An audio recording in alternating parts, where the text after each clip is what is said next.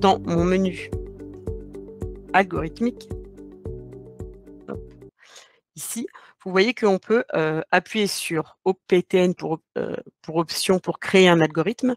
Mais avant ça, ce qui m'intéresse, moi, c'est de paramétrer ce menu avec, alors il y a 2 paramétrages différents qui peuvent nous intéresser. Donc tous les paramétrages, ils se font avec config. Donc pour atteindre config, il faut faire seconde menu. Donc là, c'est à chaque fois écrit sur la présentation. Donc quand on fait seconde menu, ici, hop, là, j'ai tous les paramétrages possibles, mais de tous les menus confondus. Donc je vais descendre jusqu'à ce qui m'intéresse. Donc là, vous voyez, ça boucle, hein. Je fais exprès de vous montrer ça comme ça. Ça boucle, donc on peut aller vers le haut ou vers le bas. Et donc là, j'appuie sur 4 pour paramétrer le menu algorithmique. Et j'ai 2 paramétrages différents, l'arrière-plan et le réglage de l'unité. OK? Donc l'arrière-plan, ça peut être soit uniquement les axes qu'on a par défaut, soit les axes avec alors ce qu'on appelle la grille, c'est-à-dire avoir des points au niveau de chaque unité, soit avoir les axes aussi avec l'axe des abscisses et des ordonnées qui est notifié, soit aucun axe. Donc nous, ce qui peut être commode, c'est de tout avoir axe et grille. Donc j'appuie sur 2. Je vous montre juste à quoi ça ressemble. Hop. Voilà, du coup, là, j'ai bien mes axes et tous les petits points, c'est ma grille, en fait. Donc là, j'ai un point à chaque unité. D'accord? Donc vous avez tous les points de coordonnées entières qui figurent ici sur ce graphique. OK? Donc il faut savoir que là, c'est une unité, mais en pixels, une unité représente 10 pixels. Donc si vous voulez, à droite, j'ai 9 unités, soit 90 pixels, enfin un petit peu plus, mais on va dire ça à peu près. Pareil de l'autre côté. Et en bas, j'ai grosso modo un peu plus que -2, un peu moins que -2, peut-être moins 23 pixels, donc c'est un peu plus de -2 unités, et là 2 unités, donc 20 pixels. Pourquoi je vous donne tous ces détails? C'est pas pour être barbante, c'est juste parce qu'il faut savoir que du coup, on va travailler dans un cadre qui va en unité de -9 à 9 et en abscisse, pardon, de -9 à 9 et en ordonnée de -2 à 2. Donc ça, c'est important pour savoir dans quoi on se déplace, hein. Si vous voulez tracer un point de coordonnées, par exemple, d'abscisse 15 et d'ordonnée 3, et ben, vous n'allez jamais le voir parce qu'il sort du cadre de la calculatrice. OK. L'autre réglage auquel on a accès, donc je fais pareil, second menu, c'est toujours dans algorithmique, j'appuie sur 4, c'est les unités. Donc là, nous, on est en pixels par défaut, mais on peut être aussi en unités. Donc, de toute façon, même si vous mettez les unités, on doit se débrouiller quand même avec les pixels, donc autant rester en pixels, c'est toujours mieux. Voilà, donc ça, c'est les premières choses à savoir. On peut aussi paramétrer l'extinction de la calculatrice à 1 heure. Ça, c'est pour pas que votre calculatrice s'éteigne précocement quand vous êtes en train de taper un programme. Alors ça, je vous montre aussi où est-ce que ça figure, histoire que vous le sachiez. Donc c'est toujours dans config, seconde menu. Ici, c'est pas dans algorithmique. Regardez, c'est dans extinct auto, donc extinction automatique. Si j'appuie sur 1, l'extinction automatique, je peux la programmer à 10 minutes ou 60 minutes. Et c'est vrai que quand on travaille sur un programme, parfois on peut être amené à s'arrêter, à être un peu sur un brouillon, etc. Et on n'a pas envie qu'au bout de 10 minutes, ça s'éteigne. Donc là, moi, je l'ai paramétré à 60 minutes parce qu'on fait de la programmation. Mais évidemment que quand vous faites juste des calculs, 10 minutes, ça suffit. Alors pourquoi est-ce qu'il y a cette problématique? C'est qu'il ne faut pas oublier que la FX92 plus Spécial Collège est une calculatrice qui n'a pas de mémoire. Ce qui veut dire que lorsque vous éteignez votre calculatrice, si vous la rallumez, vous n'avez plus le programme que vous venez de taper. Donc c'est pour ça que c'est bien de paramétrer sur 60 minutes, sur 1 heure, pour être sûr que votre calculatrice ne s'éteigne pas pendant que vous réfléchissez entre deux, lorsqu'il s'agit de programmation. Maintenant, quand vous calculez, c'est mieux de l'avoir à 10 minutes parce que bien évidemment, ça utilise un peu les piles aussi. Bon, ça va, on a quand même une longue durée de vie sur les piles de la FX92+, mais bon, voilà, juste pour que vous sachiez. Alors, maintenant, on commence. Ici, vous avez au niveau des pixels, alors je vous ai bien dit que c'est 10 pixels une unité. On ne peut pas sauvegarder sur support externe parce qu'on ne peut pas le raccorder à un... On n'a pas de moyen de raccorder la FX92+. Il n'y a pas de raccordement, il n'y a pas de jack, il n'y a pas d'USB, il n'y a rien. Donc on ne peut pas sauvegarder sur un support externe. Par contre, avec le QR code, on peut grâce au lien URL, quand même garder le contenu du programme. Mais on ne peut pas le remettre sur la calculatrice, par exemple. Voilà. Alors donc juste bon à savoir au niveau des degrés. Comment est-ce que ça fonctionne? Sur Scratch, le degré 0 est en haut. Dans la calculatrice, c'est comme ce que vous apprendrez en cercle trigonométrique pour ceux qui y arriveront bientôt. Donc je ne sais pas en quelle classe vous êtes. Donc c'est surtout un atelier collège, mais est-ce qu'on a plus de 6e, 3e? Ok, c'est plutôt 3e. Mais je ne pense pas que vous ayez déjà vu les cercles trigonométriques. Je ne pense pas. Vous pouvez me le dire via le chat. Est-ce que certains d'entre vous ont déjà vu le cercle trigonométrique? Je pense que c'est un peu plus tard quand même. Ok. Donc en fait, au niveau de ce qu'on appelle les degrés, c'est-à-dire comment est-ce que comment est-ce qu'on oriente notre comment est-ce que notre repère est orienté. Ici, on est à 0 degré. Ici, on est à 90 degrés. Ici, à 180. Et ici, on est à moins 90 puisqu'on part dans le sens inverse. Donc là, c'est moins 90 degrés. Ça, c'est utile parce que si on se promène avec notre curseur, si on veut aller vers le bas ici et qu'on veut faire on veut faire un angle droit, mais vers le bas, on va faire moins 90 degrés, etc. Donc ça, on va le voir dans un petit dessin, ça sera un peu plus explicite, mais c'est bon à savoir. Ok, je continue, je vois s'il y a des questions. Les QR codes, tu n'arrives pas à les lire. On va voir ça ensemble tout à l'heure, comment ça fonctionne, mais il faut avoir un scanner de QR code sur le téléphone pour pouvoir le scanner. Ça se scanne comme n'importe quel QR code, en fait. Il faut juste avoir un scanner. Je vous montrerai ça juste après. Alors ici, donc ça, c'est ce que je vous ai déjà expliqué, donc je passe dessus, mais au moins, vous l'aurez dans la présentation si vous voulez revoir le paramétrage. Ce qui est intéressant ici, c'est que voilà, une fois que vous rentrez dans le menu algorithmique, quand vous voulez créer un algorithme, pour chaque ligne, pour chaque instruction, à chaque fois, vous appuyez sur Options, OPTN, et là, vous avez toutes les instructions possibles. Et il y en a pas mal, parce qu'en fait, quand je descends, c'est par groupe de 4. On a quoi? On a toutes celles-ci pour avancer, tourner, s'orienter, aller à un point de coordonnée. Stylo écrit, stylo relevé. Il faut savoir que le curseur peut se promener sans écrire. Donc, si on veut qu'il écrive, il faut d'abord qu'on l'abaisse le stylo et qu'on le relève sinon. Là, c'est pour donner des valeurs à certaines variables ou demander une valeur à l'utilisateur. Bon, après, voilà, vous avez un peu toutes les instructions. Je ne vais pas toutes vous les décrire, mais elles sont toutes ici cataloguées. Et on n'a plus qu'à les utiliser directement. Lorsqu'on veut faire une boucle, on a deux types de répétés. Et si et alors, pour les instructions conditionnelles, si la condition est remplie, on fait. Sinon, on fait le reste, etc. Voilà, donc tout ce que vous pouvez avoir, insérer une ligne, tout supprimer, etc. Est-ce que c'est bon? Je continue? Ok, alors l'idéal serait que vous ayez votre calculatrice avec vous et que vous programmiez avec moi le premier programme que je vous propose de taper. Est-ce que vous l'avez? Oui. Alors si vous ne l'avez pas, c'est pas grave, suivez et de toute façon la présentation vous l'aurez et vous pourrez le faire après. Mais dans l'idéal, ça serait bien de le faire. Donc là, ce qui est bien, c'est qu'on va suivre exactement ce qui est écrit. On ne vous demande pas d'inventer. C'est juste pour voir si vous comprenez bien tout ce qu'on peut faire. Donc, style croix. Donc là, quand je descends, ici, en 3, donc vous avez vu, j'ai descendu jusqu'à avoir style. Vous pouvez descendre ou remonter. Donc, une fois que vous appuyez sur 3, style, vous avez soit flèche, soit croix. Tout à l'heure, dans les axes, nous avions une flèche. Et là, j'aimerais bien qu'on passe en croix. Donc, vous appuyez sur 2. Et là, vous voyez la première ligne d'instruction de votre programme, c'est style croix. Donc, on est bon, on a ce qu'on veut. OK? Si pour certains, ça va légèrement trop vite, je préfère que vous suiviez, quitte à le reprendre tranquillement, plutôt que, que vous ne réussissiez pas à avancer sur le reste de la formation. OK? Ça fait une petite croix. Ça ne fait pas une étoile, ça fait une petite croix, mais si c'est au niveau de l'origine du repère, on dirait que ça fait une étoile parce qu'il y a l'axe des abscisses et l'axe des ordonnées qui rajoutent des branches, en fait. Mais normalement, c'est juste une croix. D'ailleurs, si on fait exé, on voit, on a la petite croix qui est là. OK? Alors, pour revenir en arrière, c'est toujours assez. Voilà. Donc, je continue. Je passe à la ligne d'après et je continue. Instruction suivante, c'est toujours option. Donc, à chaque fois que je rajoute une instruction, je fais option. Donc, elle est où l'instruction avec style croix pour répondre à, je ne vois pas qui est-ce qui a posé la question. On appuie sur OPTN et on descend une fois, 2 fois. Et juste là, en 3, j'ai style. C'est bon?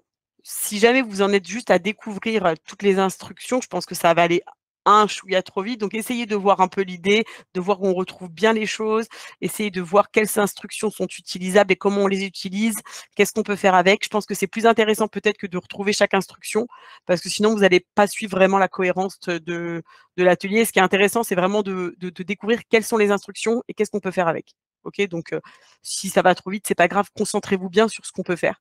Les manipulations, c'est technique, vous pouvez, reprendre ça après.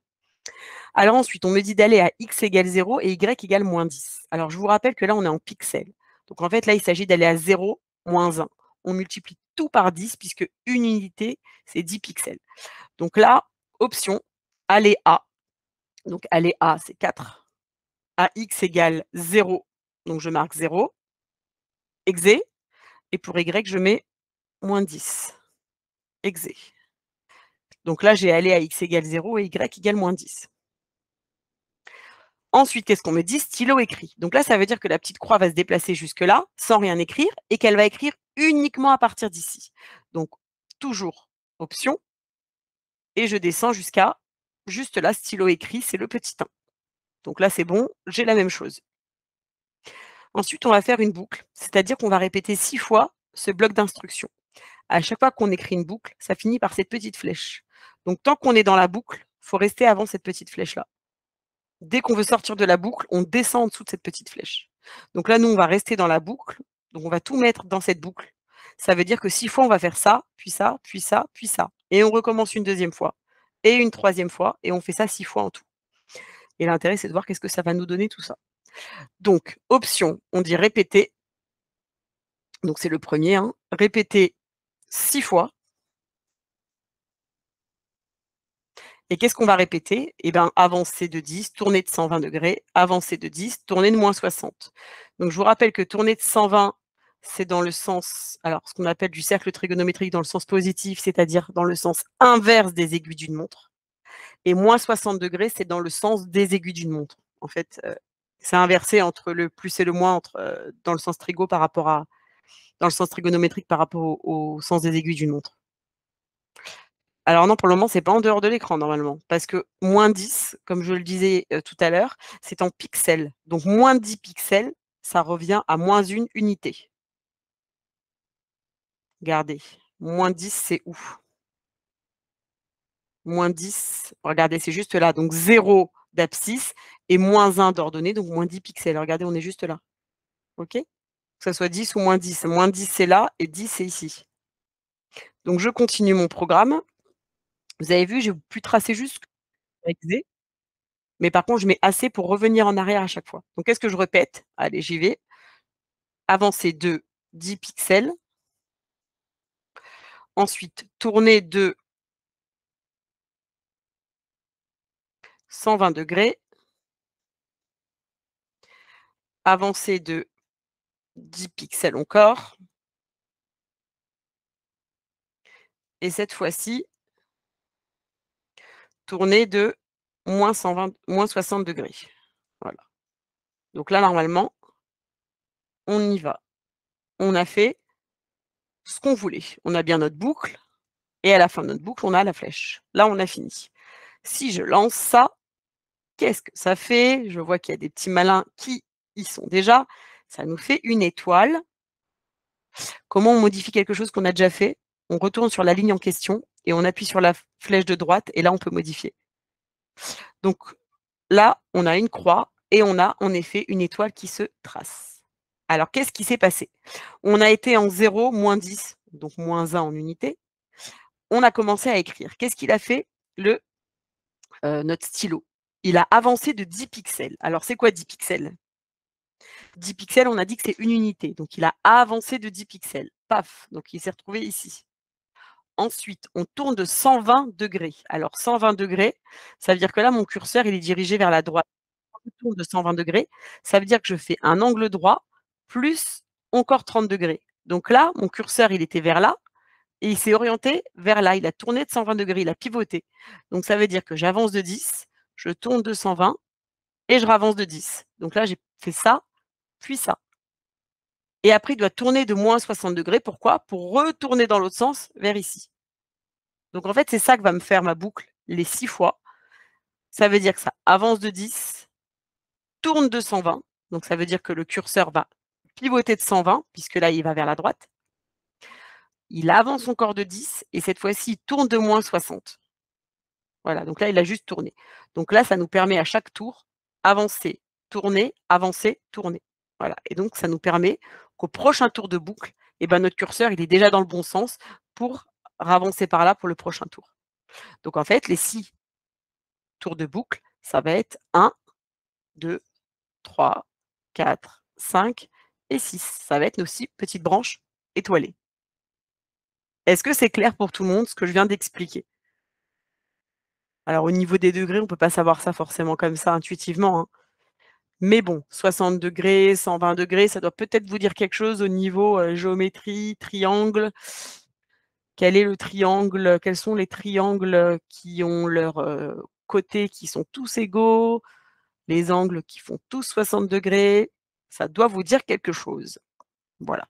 Je vous laisse cogiter là-dessus et on voit ça juste après.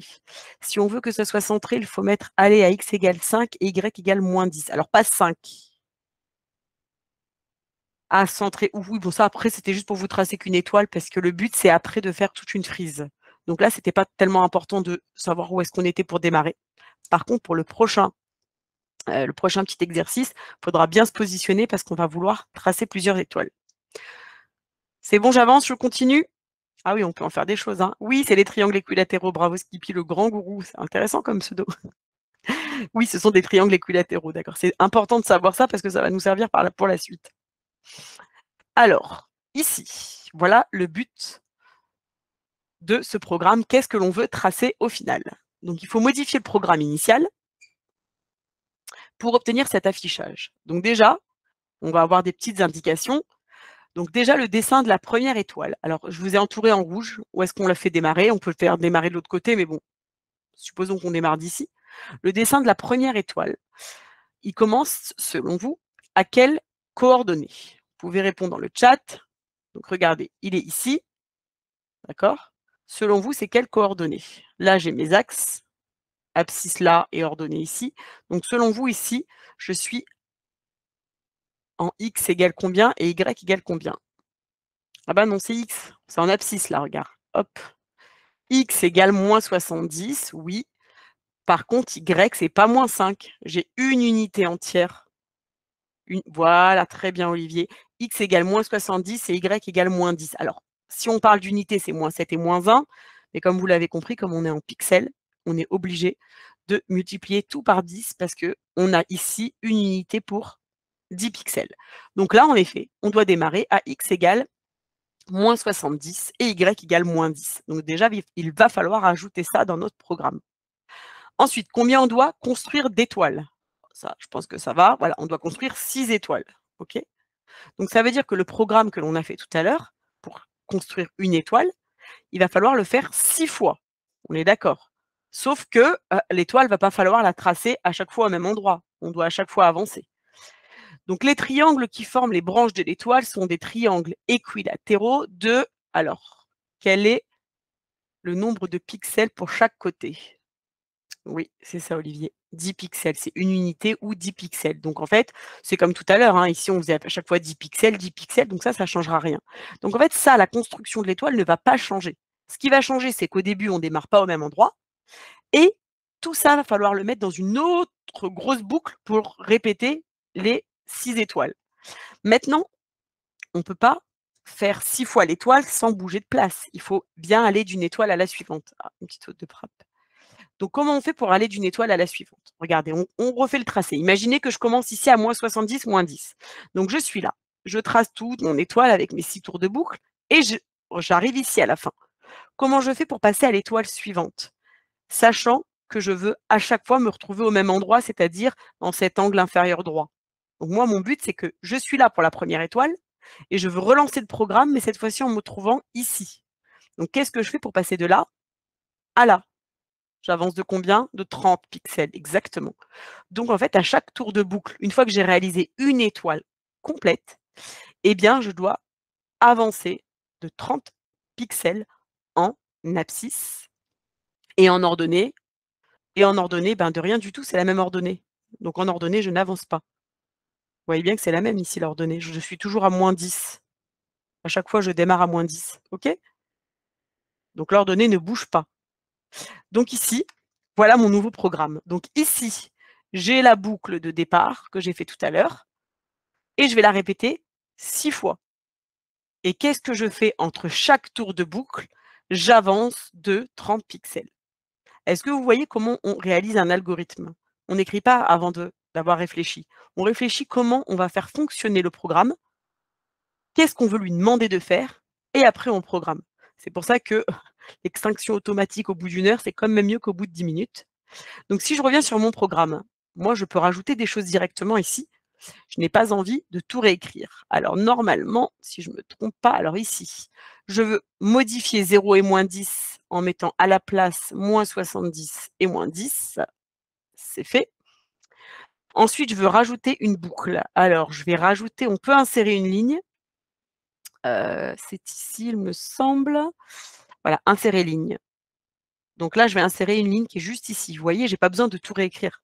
J'insère une ligne. Faut pas oublier que le curseur est toujours orienté. C'est pas juste un point, il a une direction. Donc là, le curseur, à la fin de la boucle, quand on a construit la première étoile, il est à nouveau orienté vers la droite. Donc quand j'avance de 30, c'est vers la droite. Donc ici, je rajoute la boucle ici, c'était répéter 6 fois, on a dit. Répéter 6 fois, OK. Donc là, j'ai rajouté ma boucle. Ah mince, j'ai tout enlevé du coup. Bon bah tant pis. J'ai voulu aller trop vite. Alors c'est pas grave, donc j'ai écrit. Je reprends ce que j'ai marqué: style, croix, aléa x égale -70, y égale -10, répéter 6 fois, stylo écrit. Bon ça va, c'est pas très long à écrire quand même. Ensuite, répéter encore 6 fois. Donc on répète 6 fois pour tracer les 6 étoiles la branche de l'étoile, pardon, et aussi une autre boucle 6 fois. Ça, c'est la plus grande pour avancer d'une étoile à l'autre pour faire les 6 étoiles. Donc du coup, je dois réécrire avancer de 10 pixels, tourner de 120 degrés.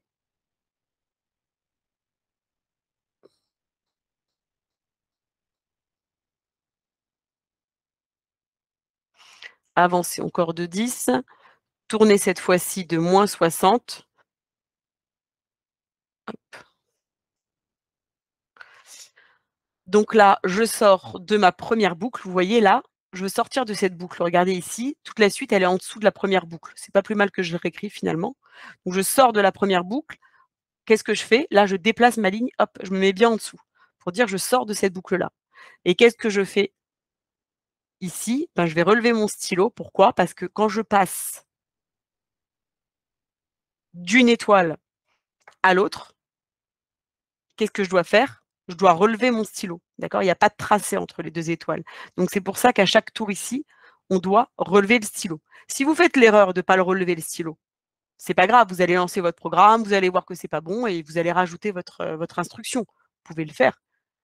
Mais bon, puisque là on en est à le faire comme ça, stylo relevé et une dernière fois, avancer de 30 pixels. Normalement, on est bon là. Première étoile, deuxième étoile.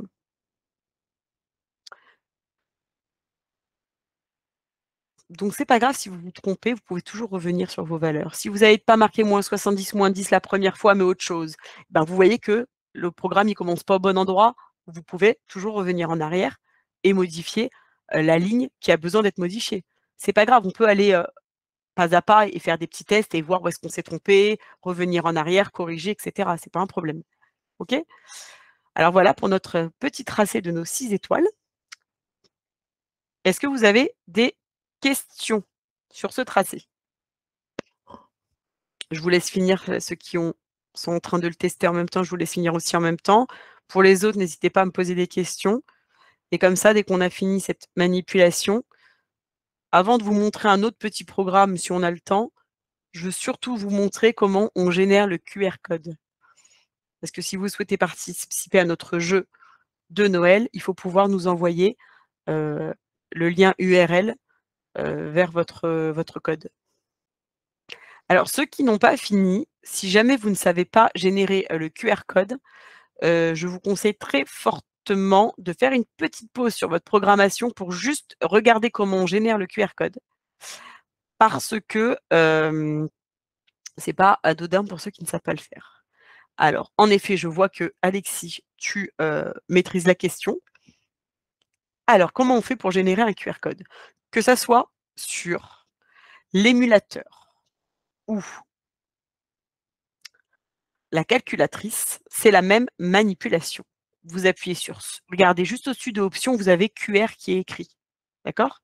Donc vous faites seconde option et là, vous avez un QR code qui est généré. OK? Alors, dans le cas où c'est sur votre calculatrice, il vous suffit de prendre votre téléphone et de scanner le QR code. Ça va ouvrir votre navigateur avec un lien URL. C'est le lien internet qu'il faudra copier et nous envoyer. Alors vous inquiétez pas, on a tout documenté sur notre site. À la fin de la formation, j'ai mis un lien pour vous renvoyer vers ces informations-là, vers le support avec toutes ces informations. Mais là, déjà, j'aimerais vous montrer.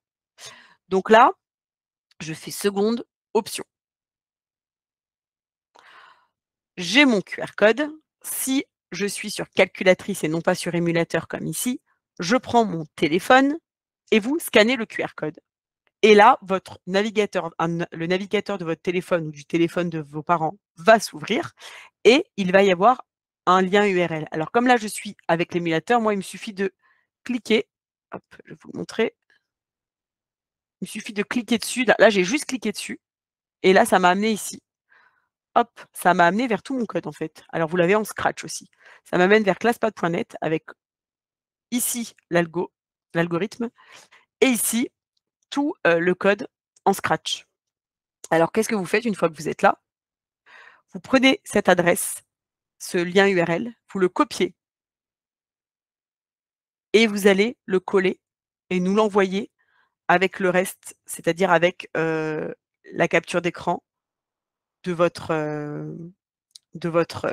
programme et avec, le lien URL. Je vous montrerai à la fin, les modalités du concours, hein, que j'oublie rien, parce qu'il y a plusieurs choses à envoyer selon, ce que vous faites. Mais là, en tout cas, le lien URL, c'est comme ça que vous les récupérez. Donc vous scannez le QR code, ça ouvre le navigateur et là, vous copiez l'adresse mail. Est-ce que c'est clair? Non, vous n'avez pas besoin de Scratch. Quand vous cliquez sur le QR code, automatiquement, ça vous, ouvre une page avec l'algorithme de votre code, plus le code que vous avez tapé converti en Scratch. C'est automatique. D'accord? En fait, ça amène vers, un software à nous qui s'appelle, classpad.net.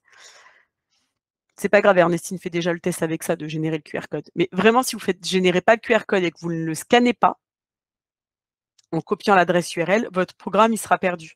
Donc faites très attention à ça. Si jamais vous avez, peur de mettre longtemps à faire les manipulations, c'est pas grave, faites-le déjà à la main, peut-être sur un brouillon, comme ça vous êtes sûr que vous pouvez ensuite le taper sur la calculatrice tranquillement si vous avez besoin d'aide ou quoi que ce soit. Mais en tout cas, sachez que, c'est la manipulation à faire pour nous envoyer votre code, en fait. Est-ce que ça, c'est clair déjà? Si vous avez du mal, regardez, vous revenez en arrière, hop, et vous le régénérez à nouveau. Hop. Je vous laisse faire vos essais après en off, après la formation. Si ça ne fonctionne toujours pas, je vais vous donner l'adresse mail sur laquelle vous pouvez nous joindre, pour nous expliquer le problème un peu plus en détail. OK? Donc là, ça reprend juste, comment nous communiquer l'URL, qui est associée à l'algorithme. Si vous êtes sur l'émulateur, ben, ce que je vous ai montré, hein, et si vous êtes sur la calculatrice, vous le flashez avec une application et vous copiez-collez l'URL de la page qui s'est ouverte. OK? Donc là, par exemple, c'est ce que ça m'a donné ici. Là, j'ai le lien. Si je clique sur ce lien, ça va me ramener sur la page qui s'est ouverte. Là, je vous ai juste mis, en scratch, l'équivalent du code. Merci Marine, super. Alors, on a un petit peu de temps pour faire pour tenter un autre programme, si vous le voulez bien. Alors, c'est un programme pour faire des petits, comme des petits flocons de neige. Donc là, on n'a pas fait des flocons, de tailles différentes. On peut s'amuser aussi à faire des choses différentes ici, mais c'est pour s'entraîner à faire un autre petit programme si vous êtes partant. Allez, on fait un autre petit programme, histoire d'être dans toujours le thème de Noël. Alors là, attention, je supprime mon programme. Au revoir, petit programme. Je vais tout supprimer plutôt. Option, tout supprimer. Voilà. Donc ici, je vais répéter 20 fois. Donc ça veut dire que peut-être que 20 fois, ça fait beaucoup. Je vais le faire juste 10 fois. Ça sera déjà pas mal. Alors, on répète 10 fois. Et on va aller, alors, en abscisse, on sait qu'on peut aller de -90 à 90 et en ordonnée de -20 à 20. Donc là, qu'est-ce que c'est run int? C'est, pour générer de manière aléatoire un entier entre les 2 valeurs que j'indique. Donc là, ça veut dire que je veux que ma croix ou ma flèche se place de manière aléatoire sur n'importe quel, en n'importe quel point, mais on veut que ça soit quand même une coordonnée entière.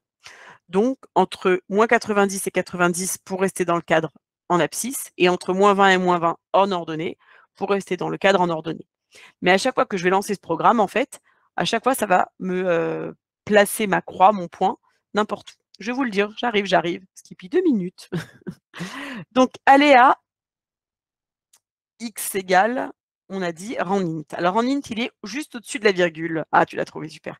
Juste au-dessus de la virgule, comme c'est en rouge, on appuie sur alpha. Randint entre -90. Alors on met un point virgule entre les 2 valeurs, le point virgule est juste au-dessus du 3.